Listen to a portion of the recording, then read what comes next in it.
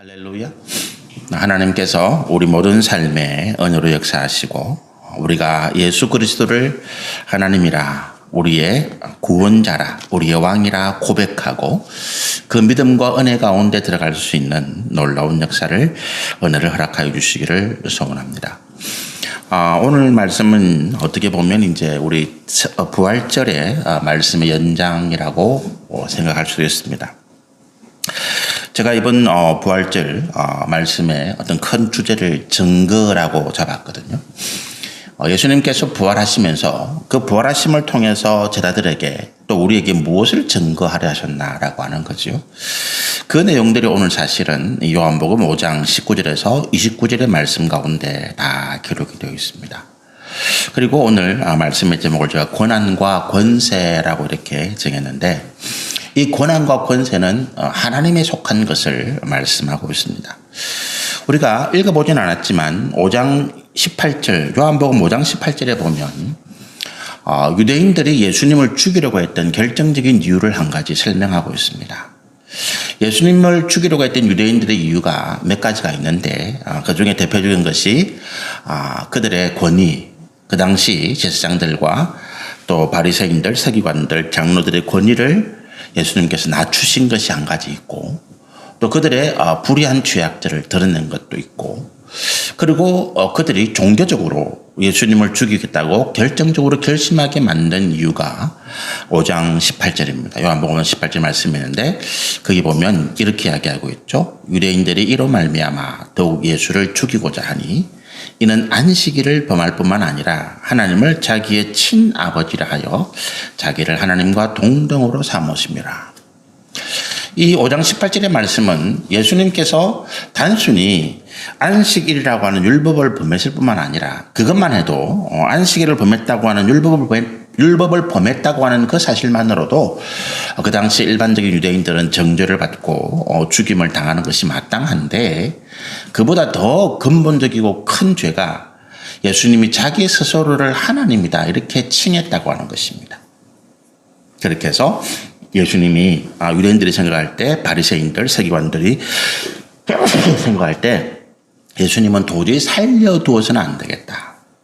어떻게 인간이 감히 하나님이라고 칭하느냐 이런 어떤 생각들을 하게 된 것이죠. 그런데 이제 예수님께서 그 생각들을 아신 거예요. 유대인들이 예수님이 자기를 하나님을 자기의 아버지, 친아버지 여기서 친아버지라고 하는 개념은 하나님과 본질적으로 동등하다라고 하는 개념이거든요. 우리가 하나님을 아버지라고 부르잖아요. 우리가 하나님을 아버지라고 부르는데 우리가 하나님을 아버지로 부를 때는 우리가 본질적으로 하나님이라는 개념과는 그건 아니죠. 우리는 양자의 개념입니다. 그죠? 하나님께서 범죄한 우리를 죽음에서 살려주셨을 뿐만 아니라 우리의 신분을 하나님의 아들과 같은 신분으로 양자의 법적으로 그와 같은 하나님의 아들과 같은 신분으로 하나님의 아들이 받을 수 있는 어떤 은혜, 권세, 능력을 받을 수 있는 자격으로 만들어 주신 것이지 우리가 하나님인 건 아니에요. 그런데 예수님은 하나님을 자기의 친아버지라고 표현했을 때 여기서 친아버지라고 하는 것은 생물학적인 아버지를 말하는 것이 아니라 하나님이 영이신데 뭐 생물학적으로 예수님을 낳을 수가 없잖아요. 육신이 아니시니까. 그래서 여기서 친아버지라는 표현은 예수님이 하나님과 본질적으로 동등하다라고 하는 개념이거든요. 예를 들어서 소가 새끼를 낳으면 송아지인데 그 송아지는 그 어미 부모 되는 아비 되는 소와 본질적으로 동등한 거죠. 우리가 집에서 기르는 반려견, 반려묘라 그러잖아요. 개와 고양이가 새끼를 낳았다. 그것도 그들의 부모를 따라서 고양이 개입니다. 사람이 아들을 낳았다. 자녀를 낳았다. 사람인 거죠. 그래서 하나님의 아들이다. 하나님께서 낳으셨다라는 표현은 생물학적인 개념을 말하는 것이 아니라 예수님께서 본질적으로 근본적으로 하나님과 동등하시다라고 하는 개념을 가지고 있는 거예요. 이 이야기를 유대인들이 정확하게 알아들은 것입니다. 그래서 5장 18절, 요한복음 5장 18절에 있는 말씀처럼 그럼 네가 지금 네 스스로 하나님이라고 이야기하느냐라고 이야기한다는 거예요. 예수님이 하나님이시라고 말씀하신 건 성경에 참 많이 나와 있습니다. 복음서에, 그죠?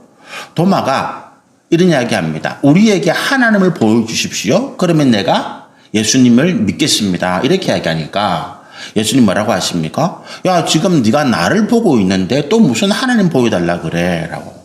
그 말은 네가 보고 있는 내가 바로 하나님이잖아. 네가 하나님 보고 있으면서도 하나님 보여달라는 무슨 소리 하고 있는 거야? 라고 하는 이야기죠. 그리고 우리가 이 도마, 의심 많은 도마가 부활하신 예수님을 만나고 그가 고백한 이야기가 나의 하나님이시다라고 고백할 때 이 모든 성경의 증언들 또 성경의 모든 예수님의 말씀을 종합해 보면 예수님은 자기가 하나님이시라는 사실을 세상에 당시 유대인들에게 자들에게 드러내신 거죠. 그런데 사람들이 이것을 이해를 못했다는 거예요. 왜? 증거가 없는데. 요즘 이단들이 세상에 많은 어떤 문제를 일으키잖아요. 그죠? JMS라고 하는 단체에서 어떤 이단, 그가 스스로를 자기는 예수라고 이야기해요. 자기가 예수다. 그런 이야기를 합니다. 신천지의 어떤 그런 교주는 또 자기를 성령이다, 하나님이다, 이런 이야기 하죠. 통일교에 죽었던 문선명이라는 교주는 자기가 하나님이다라고 이야기를 해요. 나는 하나님이다. 이 땅에 이단의 우두머리들은 다 자기를 하나님이라고 호칭합니다. 그걸 믿는 사람도 있고 안 믿는 사람도 있습니다. 우리는 믿지 않습니다. 왜 믿지 않습니까? 증거가 없다라고. 그런데 2000년 전에 예수님이 이 땅에 오셔서 자기를 하나님이라고 이야기할 때 유대인들도 똑같은 반응이었다는 거예요. 뭔 증거가 있는데 네가 예수님을 향해서 하는 이야기입니다. 당신 입으로 하나님이라 하는데 증거를 한번 보여봐라. 그러니까 예수님이 하신 말씀이 또 있죠. 성전을 한번 물어봐라. 내가 사흘 만에 지을게. 예수님 부활하심에 대한 말씀인데 어쨌든 이런 이야기들이 오고 가는 거죠. 그럼 오늘 우리도 마찬가지입니다. 오늘 우리가 이 시대에 자기가 하나님이라고 이야기하는 그런 문선명이나 아니면 통일교나 이단들 그런 사람들의 말은 믿지 않으면서 왜 우리가 2000년 전에 이 땅에 오신 그 예수는 우리가 하나님이라고 믿느냐라고 하는 것입니다. 우리가 교회에서 또는 목사들이나 또는 여러 교회 교사들의 가르침에 따라 우리가 세뇌된 것입니까? 태어나면서부터 기독교 가정에서 태어난 자녀들은 세뇌됐다고 볼 수도 있겠어요. 그런데 저는 아닙니다. 적어도 제가 모태신앙도 아니고 말씀드렸다시피 저는 구대째 내려오는 종갓집에 막내 아들로 태어났고 저는 어릴 때부터 예수님의 예자도 모르고 자랐거든요. 저는 어릴 때부터 늘 본 게 뭐냐 하면 그 유교적인 전통에 따라서 어떻게 조상들 특히 종갓집이니까 1년에 제사가 한 14번 정도 있어요. 기제사가. 명절 빼놓고도. 그래서 특히 12월, 1월, 2월 이때 제사가 집중되는데 한 달에 3번, 2번 제사는 말할 것도 없고요. 그럴 때마다 제가 늘 우리 아버님이나 우리 저로서는 이제 할아버지, 친할아버지가 아니고 사촌 할아버지 좀 되시는 분들이죠. 우리 할아버지는 사촌 형제들. 그분들의 어떤 가르침, 그 어르신들의 가르침 뭐냐면 항상 제사를 드릴 때 절은 손을 어떻게 포개고 어떻게 해야 되고 잔은 어떻게 올리고 이 제사상에 재물들은 어떻게 정리하고 항상 배우는 게 그거예요. 지방은 어떻게 쓰고. 그리고 어디 가면 이분은 조상들의 묘를 가르치면서 이분은 어떤 분이고 그걸 계속 이야기. 그랬던 제가 예수가 하나님이라는 사실을 제가 믿게 됐는데 그 믿음은 제가 누가 저를 세뇌해서 계속 그렇게 주지시켜가지고 나도 모르게 예수가 하나님이야? 그렇게 된 건 아니에요. 또는 제 스스로의 신념으로 내가 예수를 하나님 믿어야 되겠다. 그렇게 제 스스로의 어떤 신념을 가지고 그렇게 믿은 것도 아닙니다. 저는 제가 예수가 하나님이시라는 확실한 증거를 가지게 되었고 그 증거에 따라서 예수가 하나님이시라는 믿음을 가지게 된 것입니다. 예수님이 하나님이시라는 이 믿음의 증거들을 우리 가운데 주셨는데 어떤 사람들은 믿고 안 믿고 하는 그 차이는 왜 나타나느냐? 그건 제가 좀 이따가 말씀을 드리려고 하고요. 어쨌든 이 요한복음 5장 18절에서 유대인들이 예수님을 정죄하려고 할 때, 죽이려고 할 때 예수가 자기 스스로 하나님이라고 호칭한, 하나님이라고 이야기하는 이 사실 때문에 근본적으로 죽이려고 하는 그런 생각들을 하게 됐는데, 예수님이 그들의 생각을 아시고 오늘 요한복음 5장 19절부터 29절의 이 말씀을 통해서 내가 하나님이라는 그 증거들을 그 유대인들뿐만 아니라 제자들에게 하신 내용의 말씀이 오늘 이 말씀인 거죠. 예수님은 증거하셨을 뿐만 아니라 스스로도 그와 같이 행하시고 또 선포도 하십니다. 19절 말씀 읽어보실까요? 그러므로 예수께서 그들에게 이르시되 내가 진실로 진실로 너에게 이르노니 아들이 아버지께서 하시는 일을 보지 않고는 아무것도 스스로 할 수 없나니 아버지께서 행하시는 그것을 아들도 그와 같이 행하시느니라. 19절의 말씀 뭡니까? 내가 아버지와 똑같이 행하고 있다라고 하는 이야기잖아요. 예수께서 그들에게 이르시되, 이 그들이 누굽니까? 제자들 말하는 게 아니에요. 제자들뿐만 아니라 예수님이 하나님이라는 사실에 의문을 가지고 부정하고 부인하고 예수님을 정죄하고 죽이려고 하는 그 유대인들을 향해서 예수님께서 하시는 말씀이거든요. 내가 하나님이 하는 그 일을 똑같이 하고 있다라고 하는 것입니다. 그 일이 뭐였습니까? 예수님께서 이 땅에 오셔서 하나님이 아니시라면 할 수 없는, 우리가 흔히 말하는 기적, 능력, 이적들을 보여주신 것이죠. 대표적인 것이 뭡니까? 오병이의 기적이라든지 무리를 걷는다든지 죽은 자를 살린다든지 이런 일들을 통해서 하나님이 아니시라면 할 수 없는 일들을 예수님께서 보여주신 것입니다. 구약시대에도 예수님 이전의 사람들도 하나님의 능력을 보여준 사건들이 참 많습니다. 그런데 그런 사람들과 예수님의 결정적인 차이가 있습니다. 그 차이가 뭔가 하니까 예를 들어서 구약시대의 모세, 엘리야, 엘리사, 놀라운 기적과 능력들을 나타낸 하나님의 종이잖아요. 이런 선지자들, 이런 구약시대의 위대한 능력의 선지자들은 그들이 능력을 행할 때 자기의 이름으로 행하지 않았습니다. 모세가 홍해를 가를 때 그가 하나님의 이름으로 홍해를 가릅니다. 하나님이 그에게 주신 권능의 지팡이가 있잖아요. 그거를 내밀면서 보라, 이스라엘 백성들 이야기하는 거죠. 오늘 하나님께서, 여호와께서 너희를 위하여 이 바다에서 길을 내신다. 그렇게 선포하시는 거죠. 엘리야, 엘리사 마찬가지입니다. 그들이 죽은 사람을 살리기도 하고 놀라운 기적과 능력을 나타낼 때에 그들은 절대로 야, 내가 이것을 한다라고 말하지 않습니다. 여호와께서 주신 능력, 하나님의 이름으로 선포합니다. 그런데 예수님은 전혀 다르시죠. 예수님은 죽은 자를 살릴 때나 아니면 무리를 걸으실 때나 오병이의 기적을 일으키실 때에 예수님은 여호와의 이름으로 말하지 않습니다. 내가 명하노니라고 이야기합니다. 그 내가 누굽니까? 예수님 본인이에요. 예수님이 명령의 주체인 것입니다. 구약시대에 모세나 엘리야나 엘리사나 이사야나 수많은 기적과 능력을 행했던 선지자들은 그 기적과 능력의 주체가 자신이 아니었다는 거예요. 본인이 아니었다는 것입니다. 그들은 하나님께서 능력과 기적을 나타내시는 도구로 쓰임받았다는 거예요. 하나님께서 모세를 통해서, 엘리야를 통해서, 엘리사를 통해서, 이사야를 통해서 하나님의 백성들에게 기적과 능력을 나타내 보이신 것입니다. 그리고 그들은 그것을 인정한 거예요. 나는 하나님이 아니다라고 이야기한 것입니다.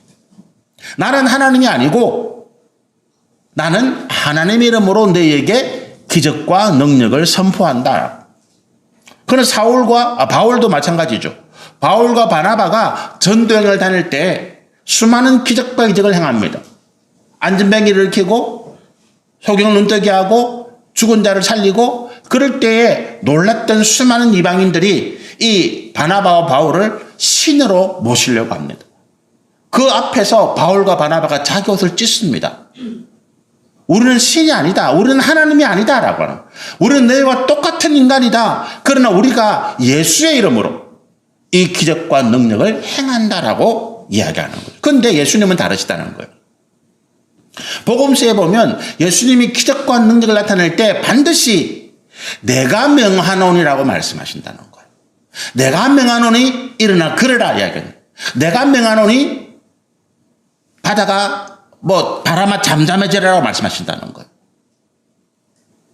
이 모든 것들의 기적과 능력의 주체가, 행위의 주체가 예수님이라는 사실을 말하고 있는 거죠. 그러니까 지금까지 유대인들 앞에서 또 지금까지 제자들 앞에서 행했던 모든 기적과 능력의 주체가 여호와 하나님의 이름이 아니라 예수님의 이름을 했다면 우리는 당연히 이 예수님이 하나님은 하나님 그분과 동등한 권한과 권세를 가지신 분이라고 인정할 수밖에 없더라라고 하는 것입니다. 그것이 증거잖아요. 그 다음에 20절과 21절을 보십시다. 아버지께서 아들을 사랑하사 자기가 행하시는 것을 다 아들에게 보이시고 또 그보다 더 큰 일을 보이사 너희를 놀랍게 여기게 하시리라 그러시면서 이 더 큰 일이 뭐냐 하면 21절입니다.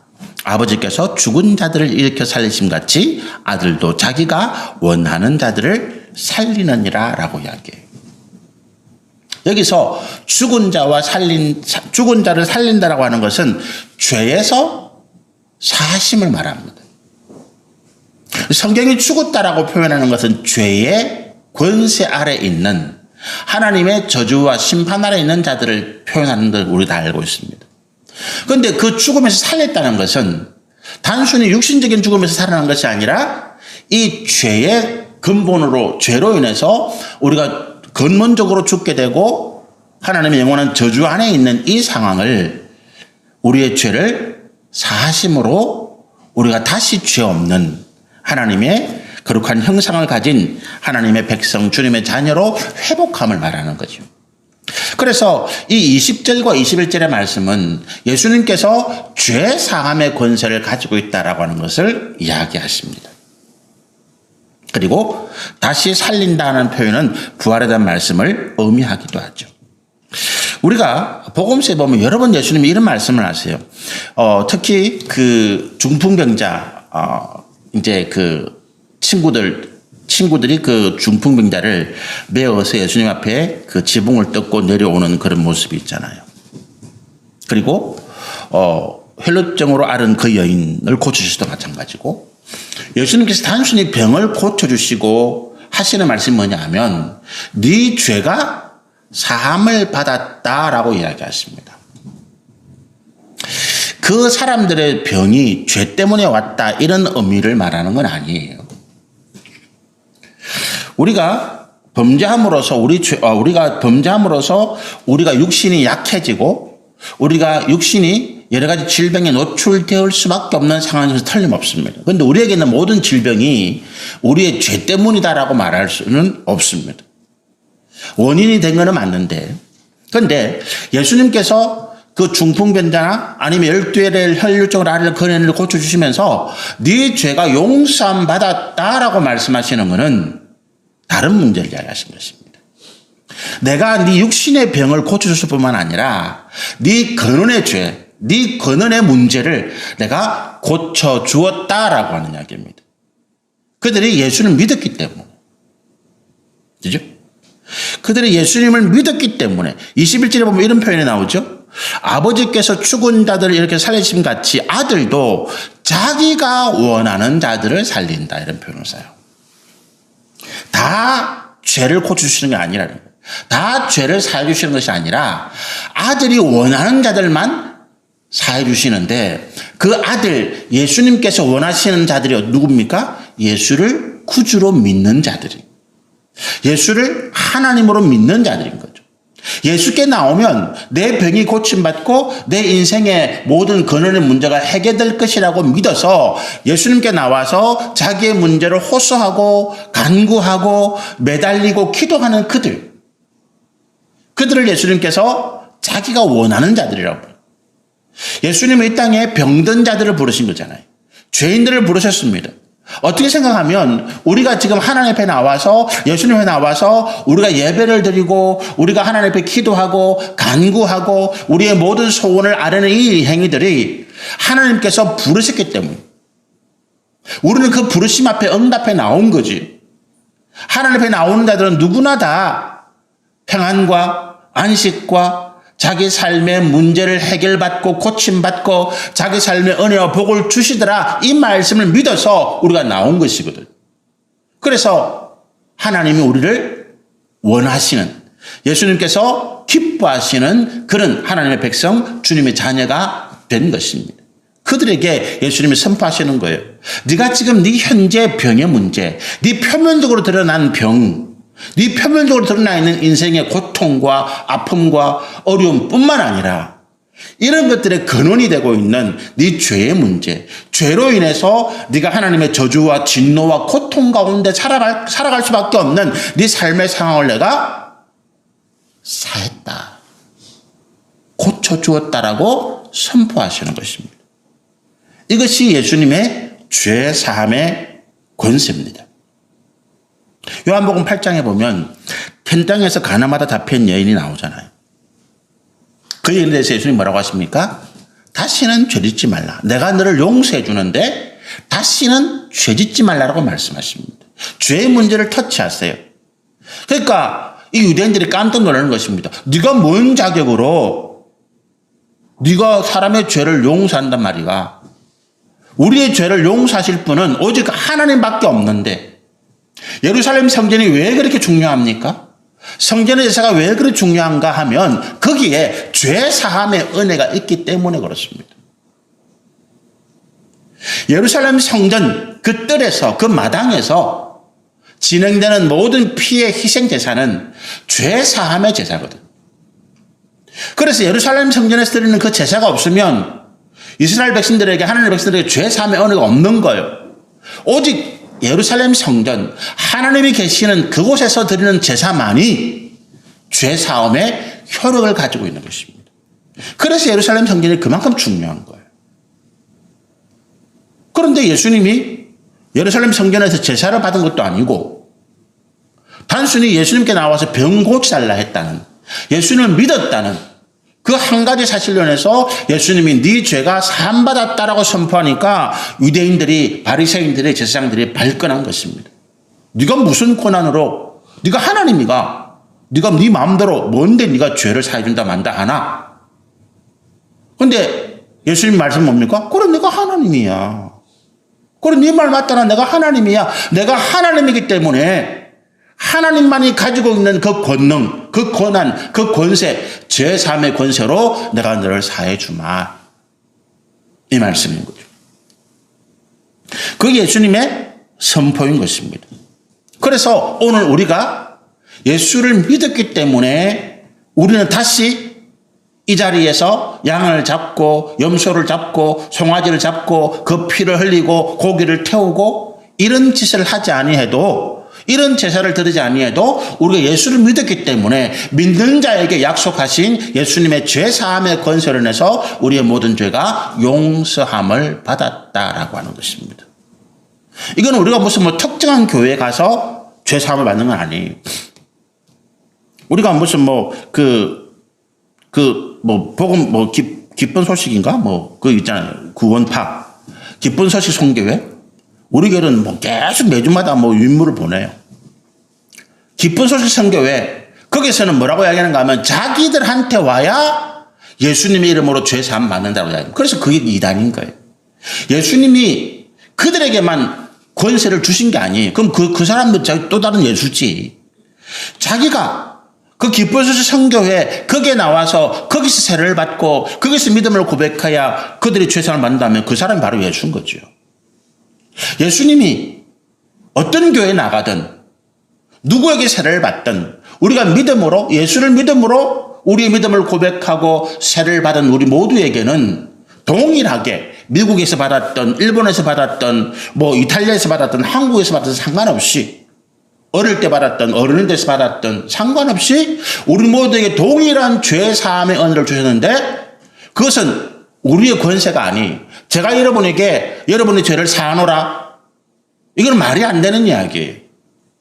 그래서 로만 가톨릭 천주교에서 그 신부가 고해성사를 받고 당신의 죄를 사하노라 이거는 거짓말이라고 하는 거예요. 이미 우리는 죄 사함 받았어요.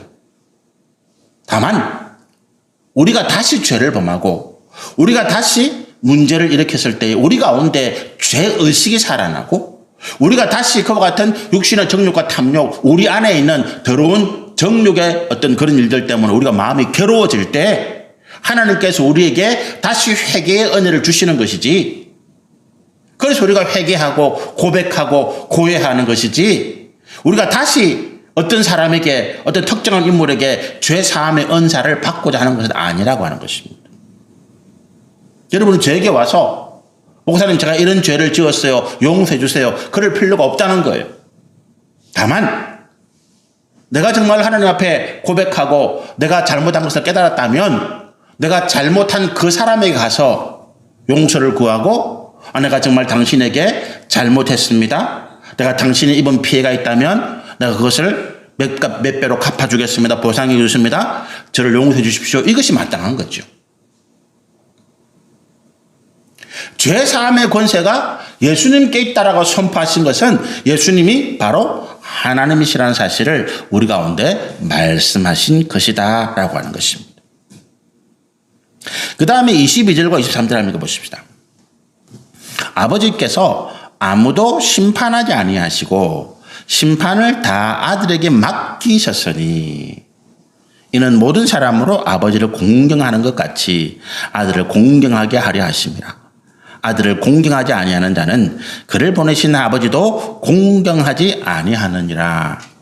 이 말씀은 뭔가 하면 예수님께서 심판주라고 하는 말씀입니다. 여러분 이 심판주가 뭐냐?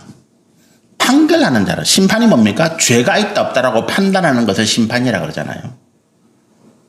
죄가 있다 없다라고 판단하는 것. 여러분 뭐 이렇게 법원에 한번 가보셨어요? 우리가 뭐 이렇게 법원의 어떤 법정 드라마, 영화 이런 걸 보면 재판장이 입장할 때 법원의 세계 이렇게 이야기합니다.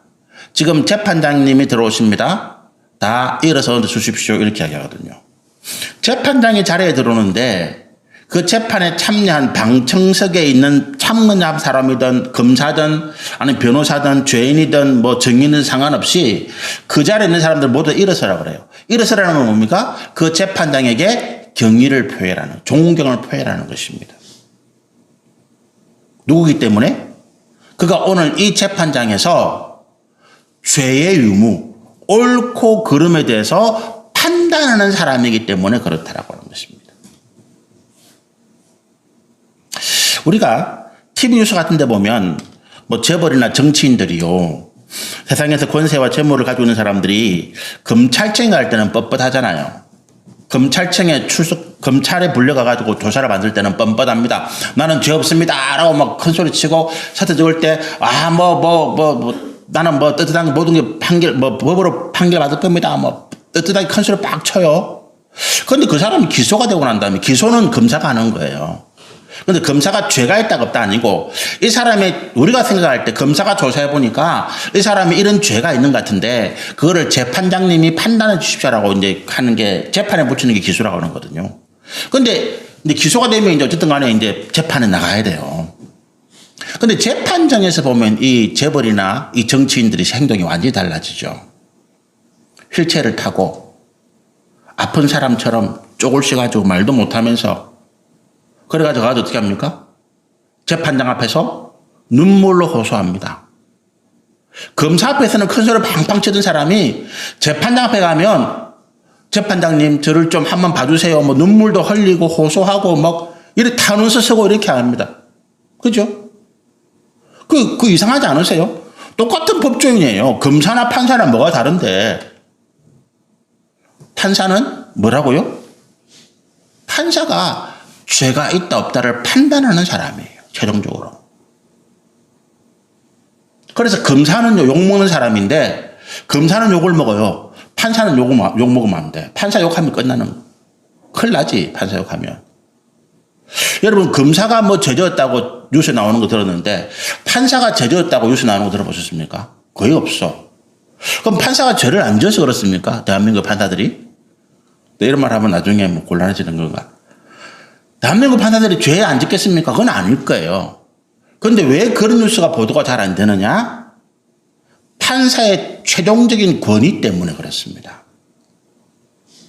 판사가 죄를 지었다. 죄를 지은 사람이 누구를 벌 주겠습니까? 그래서 어떤 경우에는 판사가 죄를 지어도 시시하고 뉴스에 잘 안 나고 뭐 죄는 주겠지요.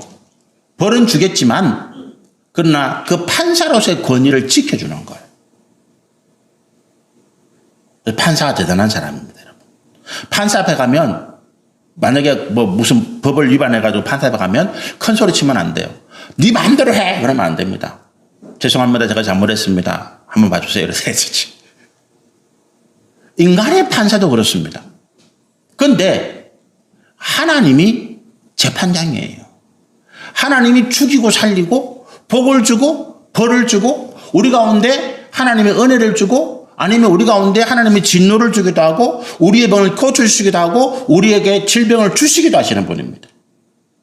나만 장군이 온몸에 문둥병을 가지고 엘리사 앞에 나왔습니다. 엘리사 앞에 나왔습니까? 하나님 앞에 나온 거지. 그렇잖아요. 그가 하나님 앞에 나왔습니다. 하나님 앞에 나와서 자기 병을 고쳐달라고 이야기했습니다. 하나님의 은혜로 그가 고침받았습니다. 성경을 보면요. 이 엘리사 앞에 나온 나아만이 병을 고침받은 다음에 180도 달라집니다. 하나님 믿겠습니다라고 고백해요. 그런데 그 나아만이 고침받은 나병이 누구에게 갔습니까? 게하시라고 하는 엘리사의 사환 종에게 갔습니다. 왜요? 그가 하나님을 속였기 때문에 그렇습니다. 그가 하나님께서 하지 말라고 한 탐욕, 죄악을 범했기 때문에 그렇습니다. 나아만이 많은 재물, 보물을 가지고 와가지고 엘리사의 마음을 살려고 했습니다. 환심을 살려고. 그런데 엘리사가 그걸 받지 않습니다. 그는 오직 하나님의 말씀만 전할 뿐이죠. 그리고 돌아가는데 게하시가 보니까 너무 아까운 거라. 이 하나님의 이 나만이 가지고 온 보물, 저거 주인이 안 받는다 그러니까 저거 내가 조금이라도 받을 수 없을까? 그 욕심이 나서 그 게하시가 나만을 뒤쫓아갑니다. 쫓아가서 뭐라고 하는 거니까 우리 주인이 엘리사 선지자가 옷 몇 벌 좀 달라고 그러던데 필요한 게 있다고 좀 주시면 안 될까? 그러니까 나만이 옷뿐만 아니라 그에게 보물도 줍니다. 그걸 가져와서 게하시가 땅속에 파묻어요. 모른 척하고 엘리사에 갑니다. 하나님께서 엘리사의 그 모든 걸 다 알게 하시잖아요. 그가 엘리사 앞에 섰을 때 하나님이 엘리사에 말합니다. 나만의 그 병이 네 후손에게 갈 것이다. 그 말을 듣는 듯이 게하시가 나만이 가졌던 그 문둥병을 몸에 짊어지게 됩니다. 심판 주세요. 재판장이십니다. 옳고 그름, 죄가 있고 없고를 판단하시는 분입니다. 죄가 있어도 판사가 어떻게 합니까? 경감시켜 주잖아요. 그렇잖아요?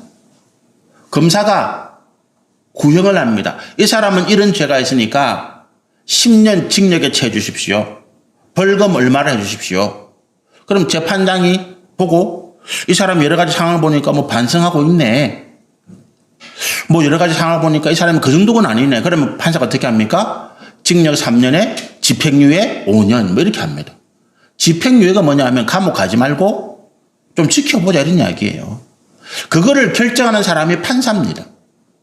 거꾸로 검사가 이 사람은 이런 죄가 있어서 징역 5년에 해 주십시오. 그런데 판사가 보니까 이 사람이 재판 중에 전혀 반성하는 빛이 없고 오히려 더 자기 잘못을 남에게 전가시키고, 그래, 판사가 보니까 이 사람은 징역 5년 가지고 안 되겠네, 징역 10년에 처합니다. 그것도 되는 거예요. 죄를 경감해 주기도 하고 죄를 더해주는 권세가 재판장에게 있습니다. 그게 오직 하나님께만 있다는 거예요.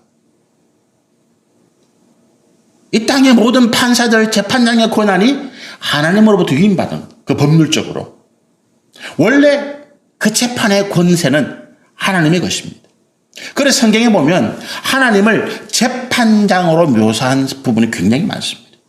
시편에 보면 하나님은 의로우신 재판장이다. 다윗이 하나님을 의로우신 재판장으로 이야기하기도 하고, 욥기에 보면 하나님이 모든 세상을 심판하시는, 주관하시는 재판장의 모습으로 욥기 1장에 기록이 되어 있습니다. 하나님은 우리의 생사화복을 판단하시고 재판하시는 분이신 거예요. 그래서 우리가 이 하나님이 두렵습니다. 우리의 생명, 우리의 모든 죽음까지도, 우리가 죽을 위기에 있는 것도 살려주실 권세가 하나님께 있고, 내가 이 땅에서 잘 나간다 큰 소리 치는 사람도 하루아침에 멸망하고 죽음의 길로 갈 수밖에 없는 그런 심판의 권세도 하나님께 있더라는 거예요. 그런데 오늘 예수님 뭐라고 하십니까? 내가 그 심판주다. 누구로부터 위임받은 것이 아니라 내가 그 심판주다라고 하는 것입니다. 그리고 요한계시록 20장에 보면 예수님께서 그와 같은 심판의 자리, 보좌에 앉으신 말씀을 하고 있습니다. 그러니까 예수님이 하나님이시라는 선포를 하시는 거죠. 24절, 25절 말씀 보십시다. 이렇게 되어 있습니다. 내가 진실로 진실로 너에게 이르노니 내 말을 듣고 또 나 보내신 이를 믿는 자는 영생을 얻었고 심판에 이르지 않으니 사망에서 생명을 옮겼느니라. 진실로 진실로 너에게 이르노니 죽은 자들이 하나님의 아들의 음성을 들을 때가 오나니 곧 이때라. 듣는 자는 살아나리라. 이게 무슨 말씀입니까? 영생이라고 하는, 단순히 죽은 자를 살려주실 뿐만 아니라 영원한, 다시는 죽지 않는 영원한 생명을 주실 권세가 예수님께 있다는 거예요. 아들의 음성, 아들이 살아나라, 그 음성을 듣는 자. 죽은 우리 모두에게 예수님께서 부활하신 예수님께 재림하실 때에 무덤에서 먼지가 되어서 사라져 있는 우리에게 예수님이 오셔서 최지수 권사야, 김수진 집사야, 일어나라, 그 음성을 우리에게 들려주시는 거예요. 그 음성을 듣는 순간에 우리는 영혼이 썩지 아니할 몸으로 다시 부활하게 되고 영생을 얻게 되는 것입니다. 마치 학교에서 학생들의 출석부 이름 부르는 것 같습니다. 예수님이 생명책을 가지고 계십니다. 그 생명책에 우리의 모든 이름, 예수를 믿어서 하나님의 백성이 되고 예수를 믿어서 그 죄 사함 받은 자들의 이름이 다 기록되어 있습니다. 저와 여러분의 이름이 다 기록되어 있는 거예요. 예수님이 부르시는 겁니다. 정재훈 목사, 박정임 전도사, 최혜정 전도사. 그럼 그럴 때마다 내가 살아나는 거예요. 그 이름을 불린 사람들이 살아나는 것입니다. 그 이름을 불리지 못한 사람들은 영원한 죽음 가운데, 영원한 심판 가운데 가게 되는 것입니다. 29절의 말씀입니다. 선한 일을 행한 자는 생명의 부활로. 선한 일이 뭡니까? 예수를 믿은 거예요. 하나님은 진리의 말씀을 따라 예수를 믿은 것이 선한 일입니다. 선한 일을 행한 자는 생명의 부활로. 그리고 어떻게 합니까? 악한 일을 행한 자는, 예수를 믿지 않은 자는 심판의 부활로, 영원한 죽음, 영원한 멸망의 부활로 나오게 될 것이다. 이것이 요한계시록 20장에 있는 말씀이에요. 생명책에 기록된 자들을 예수님 부르십니다. 정재훈 목사, 예, 오늘 우리 어르신 박용길, 이렇게 부르시는 거예요, 예수님이. 그럼 나도 모르게 우리 어르신이 예 하고 부르면 대답하면서 그 죽었던 몸이 살아나는 것입니다. 그리고 영원히 썩지 않는 몸을 가지게 되고 하나님 은혜가 온 하나님 나라에서 영광과 상급을 누리게 되더라. 이 영생의 권세가 하나님께만 있는 것인데 그것을 예수님도 똑같이 가지고 계시더라. 무슨 말입니까? 예수님이 하나님이시더라 라고 하는 것이죠. 그리고 우리가 오늘 말씀에는 없지만 예수님께서 부활하신 이후에 제자들에게 뭐라고 말씀하십니까? 너희가 내 이름으로 무엇이든지 구하면 내가 그대로 하마. 또 마가복음 16장 17절 18절에 보면 예수님 부활하시면서 이렇게 이야기합니다. 너희가 이 땅에서 뭐든지 하면 내가 그대로 이루리라. 예수님이 하셨던 능력, 병을 고치고 귀신을 쫓아내고 그와 같이 하나님의 놀라운 역사를 일으키는 이 일들을 예수를 믿는 제자들에게 위임하신 거잖아요. 자기 것이 아닌데 위임이 됩니까?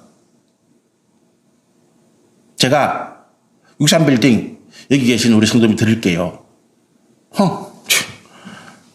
말이 안 되는 거지. 왜? 63빌딩이 저게 아닌데. 그렇잖아요. 그죠?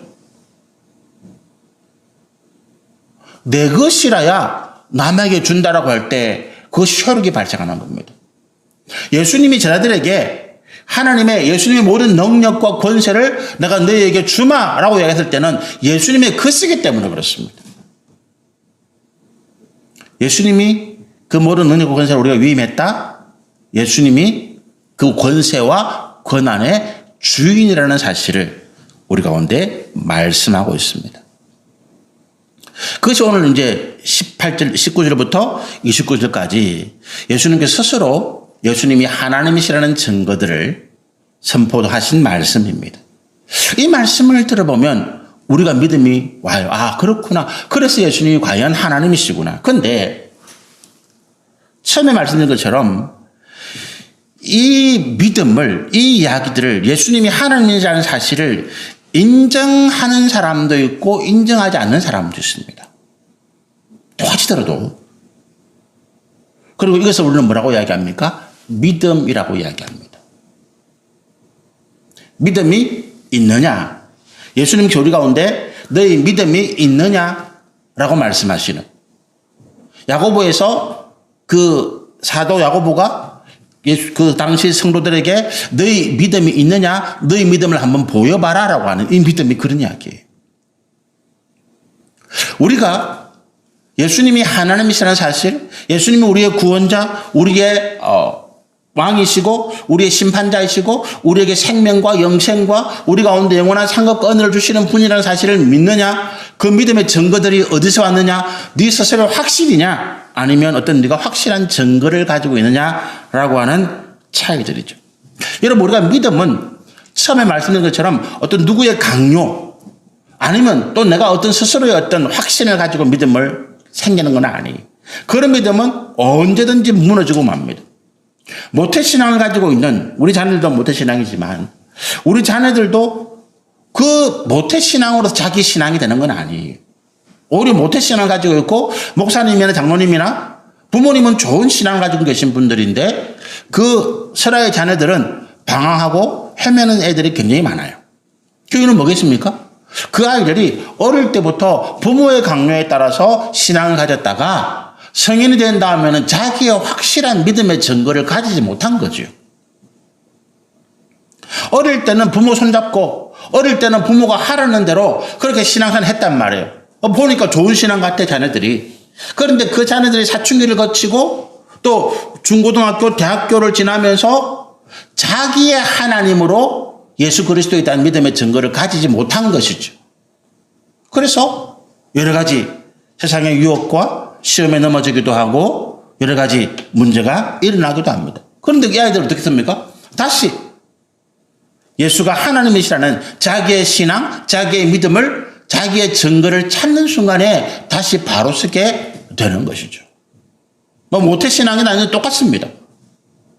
우리가 내가 내 안에서 과연 이 예수가 하나님이시라는 이 사실, 이 증거들을 객관적이고 확실한 이 증거들을 내가 가지지 못하면 내 믿음은 그야말로 모래 위에 세워진 집과 같다. 마태복음 우리 그 산상수훈의 마지막 7장의 부분이 그거 아닙니까? 누구든지 내 말을 믿으면 예수님이 이렇게 말씀하시잖아요. 그 믿음이 뭡니까? 믿음의 증거들을 가지라는 거예요. 그 증거들을 가지면 반석 위에 집을 짓는 것이다. 그렇지 못하면 믿지 못하면, 이 증거들을 가지지 못하면 지금 당장은 듣는 것 같은데 모래 위에 집을 지은 것 같아서 비가 나고 창수가 나면, 홍수가 나면 다 무너진다는 거예요. 세상의 환난과 시험과 핍박 아래 다 무너지더라고요. 우리가 오늘 이 말씀을 들으면서 아멘 하면서 우리 내 삶 속에 과연 이 말씀에 대한 내 삶에 살아있는 내 삶의 증거들이 있는가라고 하는 것들은 내가 확인해야 되는 몫입니다. 예수님이 이렇게 말씀하시죠, 저들에게. 오늘 예수님이 하나님을 말씀하실 때에 유대인들이 그 말을 듣고 예수님을 죽이라는 사람도 있었고, 그 말을 듣고 과연 예수님이 하나님이시라고 하는 그 증거를 가진 사람들도 있었다는 거예요. 그 차이는 어디 있다고요? 내 삶 속에서 내가 과연 이 말씀이 참이구나, 진실이구나, 진리구나 하는 증거들, 객관적인 증거들을 내가 가지고 있는가라고. 그것이 없다면 지금 제가 전하는 말씀들은 공허한 메아리예요. 그냥 머릿속에 한마땅 휘젓고 지나가는 것입니다. 그런데 이 증거들이, 이 객관적인 증거들이 내 삶 가운데 있다면 우리는 오늘 이 말씀을 통해서 다시 한번 예수가 하나님의 사실을 내가 하나씩 정리하게 된 거죠. 어저께 막 흩어져 있던 것들을 하나하나 새롭게 정리하고 새롭게 증거하게 되는 일들입니다. 성경이 과거에 일어난 기록이잖아요. 성경은 사실은 이게 2000년 전, 3000년 전에 기록된 것들이니까 과거에 일어난 기록들입니다. 근데 이 성경이 2000년, 3000년 전의 사실이 진실이라는 것을 우리가 말해주고 있잖아요. 우리는 이 성경을 가지고 거짓이라 말하는 사람은 없습니다. 그죠? 이 성경이 진실이다. 내가 이 성경을 읽을 때에 이 성경의 말씀이 진실이라고 우리가 확신하게 되는 거죠. 이것이 우리의 객관적인 증거 한 가지입니다. 제가 팁을 드리면 성경의 말씀을 내가 진실로 받아들일 때에 내 가운데 객관적인 증거들이 생기는 거예요. 두 번째 팁이 뭐냐 하면 성령의 증거입니다. 성령은 예수께서 보내신 영이에요. 이 성령이 내가 살아가는 삶 속에서 일어난 여러 가지 사건들, 만나는 경험들, 겪게 되는 일들이 살아계신 하나님의 역사라고 하는 것들을 내게 말하고 있습니다. 병이 나았습니다. 암이 나았어요. 어떤 분은 내가 뭐 어떤 항암 치료를 잘 받았고, 내가 뭐 좋은 치료약을 찾아서 내가 나았다. 그렇게 믿는 사람도 있습니다. 반대로 하나님의 은혜다라고 믿는 사람도 있습니다. 내 삶에 여러 가지 일들이 일어나는데, 그것에 일어나는 여러 가지 삶의 일들을 내가 열심히 해서 그렇다. 내가 잘해서, 내가 똑똑해서, 내가 열심히 해서 그렇다라고 믿는 사람이 있습니다. 반대로 나는 아무것도 아닌데 하나님의 도우심, 하나님의 은혜로 내가 여기까지 왔습니다라고 믿는 사람도 있습니다. 그 차이가 어디서 온다고요? 성령이 내 안에, 예수의 영이 내 안에 계시면서 이 모든 일들이 하나님의, 살아계신 하나님의 역사, 부활하신 예수의 그 놀라운 은혜와 복주심이라는 것을 나로 하여금 알게 하더라는 거예요. 그래서 고백이 다릅니다. 그리고 그 고백이 다른 만큼 결과가 틀려지잖아요. 내 힘으로, 내 의지로, 내 노력으로 되었다라고 생각하는 사람은 어느 순간에 그 모든 것이 사라져버리고 아무것도 없는 그런 고통의 순간을 맞습니다. 그런데 이 모든 것들이 하나님의 살아계신 역사이다. 내가 예수를 믿어서 내 모든 죄가 사함받고, 그리고 내가 하나님의 은혜와 복을 받는, 저주가 아니라 진노가 아니라 은혜와 복을 받는 하나님 백성이 되었음을 믿는 그 사람들의 삶은 무너지지 않고 사라지지 않고 영원토록 빛나더라. 우리가 우리 삶 속에서 찾아야 할 증거들이 그겁니다. 내 지나온 과거의 삶들, 또 내가 현재 살아가고 있는 삶들 속에서 하나님께서 함께 하시는, 살아계시는 그 증거들을 하나씩 찾아서 내가 정리하고, 그리고 앞으로 일어날 모든 일들에 대해서도 그와 같이 하나님이 함께 하실 것이라는 약속들을, 증거들을 가지게 되는 것이죠. 이것이 오늘 예수님께서 우리 가운데 보여주시는 권한과 권세, 예수님께서 하나님이시라는 사실에 대한 예수님의 증거의 말씀입니다. 우리가 이 말씀 가운데 믿음으로 승리하게 되시기를 소원합니다. 같이 한번 기도하시겠습니다. 거룩하신 하나님.